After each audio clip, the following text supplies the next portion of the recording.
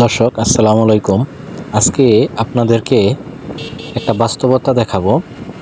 আমরা যা সবসময় ভাবি তা আসলে হয় কিনা সেটা আজকে আপনাদেরকে একটা জিনিস দেখাবো। আপনারা অবশ্যই আমার ভিডিওর লাইভে আছেন, অবশ্যই আমার ভিডিওটাকে ফলো করবেন। বিষয়টা হচ্ছে, আপনারা একটা জিনিস খেয়াল করে দেখবেন, এখন আমরা যেখানে আছি আকাশটা একটু মেঘলা মনে হচ্ছে, কিন্তু আকাশের অবস্থা দেখে আমার কাছে মনে হচ্ছে যে কোনো জায়গায় বৃষ্টি হচ্ছে। তা আমরা সেই পথে আছি।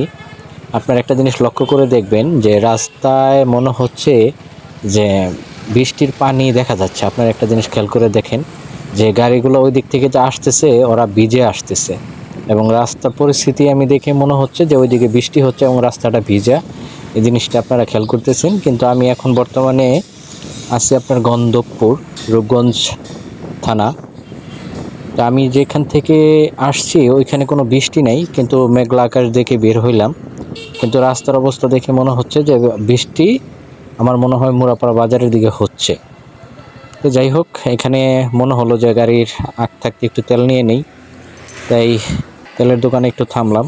কিন্তু রাস্তার পরিস্থিতি দেখে মনে হচ্ছে ওইদিকে বৃষ্টি হচ্ছে। তো যাই হোক, একটু ভয়ে আছি যে আজকে আসলে রেনকোট নিয়ে বের হয় নাই, সামনে বৃষ্টিতে ভিজতে হয় কি না। কিন্তু আশা করি সামনে বৃষ্টি আছে কিনা সেটা আমি জানি না, কিন্তু রাস্তা ভিজা যেমন মনে হচ্ছে, আমার মনে হয় ওইদিকে বৃষ্টি হচ্ছে কিবা হয়েছে সেটাও আমি বুঝতেছি না। তো আপনারা আমার সাথে থাকুন, আমি আপনাদেরকে দেখানোর চেষ্টা করব। দেখেন রাস্তাটা পুরোই কিন্তু ভিজা, আসলে বৃষ্টি হচ্ছে না হবে সেটাও আমি বুঝতেছি না। রাস্তাটা পুরোই ভিজা লাগতেছে, 2-1 ফুট আমার শরীরে অলরেডি পড়তেছে। আমার মনে হয় যে এখান দিয়ে অনেক আগের থেকে বৃষ্টি হচ্ছে, তা না হলে গাড়িগুলো যে ভিজে আসতেছে। তাইলে আমি এটা দেখে আমার একটা আইডিয়া হলো, এই যে দেখেন পুরো রাস্তা কিন্তু ভিজা, তার মানে হচ্ছে এদিকে বৃষ্টি হচ্ছে, ওইদিকে এখনো বৃষ্টির কোনো সম্ভাবনা নেই। তো এইটাই দেখেন উপর আল্লাহর একটা নীলা খেলা, একদিকে বৃষ্টি হয় আর একদিকে বৃষ্টির কোনো অস্তিত্বই নেই। তো যতই সামনে যাচ্ছি আমার মনে হয় বৃষ্টির কি বলবো, পাওয়ারটা বেড়ে যাচ্ছে। তাই আমার মনে হচ্ছে এখন বৃষ্টিটা বেশি হচ্ছে। আমার মনে হয় সামনে রাস্তা যে কোনো জায়গায় আমাকে দাঁড়াইতে হবে। এই যে দেখেন আশেপাশে লোকজন দাঁড়ায় আছে, আমার ক্যামেরাটা অলরেডি বৃষ্টির পানিতে ভিজে যাচ্ছে। তা আমার যে কোনো একটা জায়গায় থামতে হবে। আমি দেখি আশেপাশে কোনো দোকান থাকলে অবশ্যই থামবো।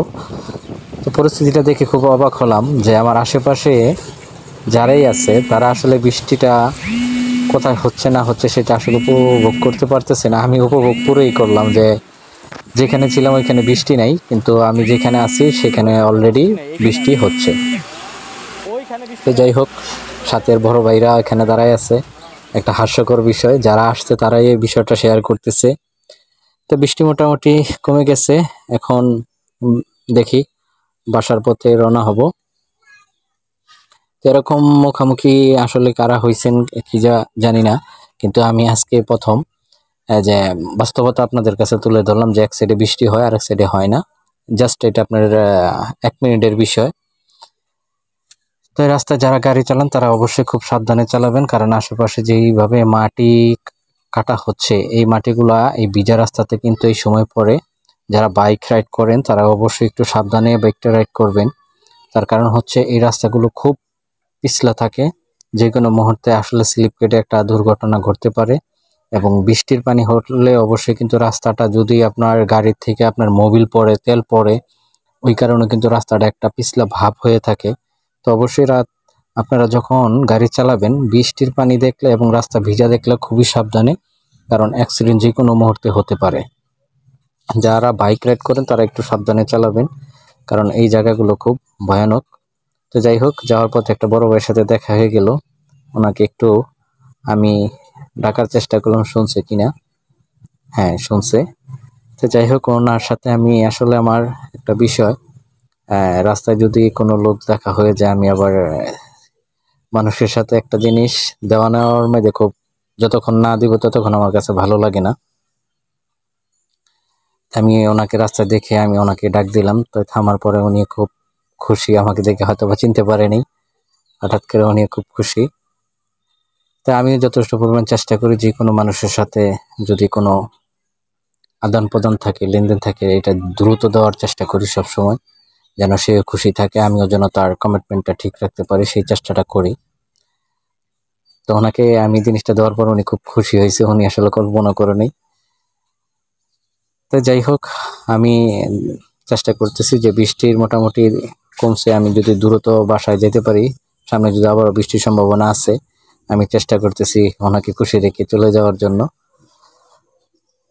তো সবকিছুর পর হলে আমি আপনাদেরকে সবসময় একটা কথা বলবো যে মানুষের সাথে কমিটমেন্ট রাখাটা সবচেয়ে ইম্পর্টেন্ট। দুনিয়ার তা এখন অন্যরকম হয়ে গেছে। মানুষ আসলে আশায় থাকে সব কিছুর বিনিময়ে হোক। মানুষের জবানটা আসলে এখন সবচেয়ে বড় জিনিস হয়ে গেছে।